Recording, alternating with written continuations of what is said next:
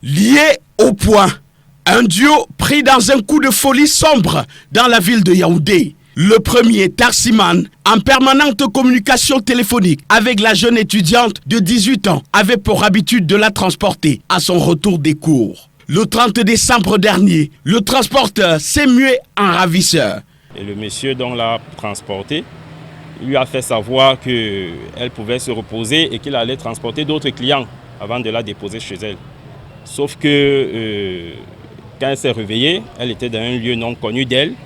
Et ce qui a permis au monsieur non seulement de la menacer et d'abuser sexuellement d'elle avant de commencer à demander la rançon à ses parents. La fille est tenue en otage chez le deuxième membre du gang, le neveu du transporteur et kidnappeur présumé. L'enquête de la gendarmerie est enclenchée dans l'après-midi du 2 janvier par une plainte du géniteur, lui-même traumatisé par des messages des ravisseurs. Les messages anonymes, des menaces de mort, comme quoi on va exécuter l'enfant. Comme les amis savaient que j'étais déjà en détresse, et quand je les ai dit, voilà ce qui m'arrive déjà, je reçois déjà les messages. C'est donc comme ça un ami m'a conseillé d'aller directement à Efflan. Les éléments de la compagnie de gendarmerie de Yaoundé 2 vont se mettre en branle.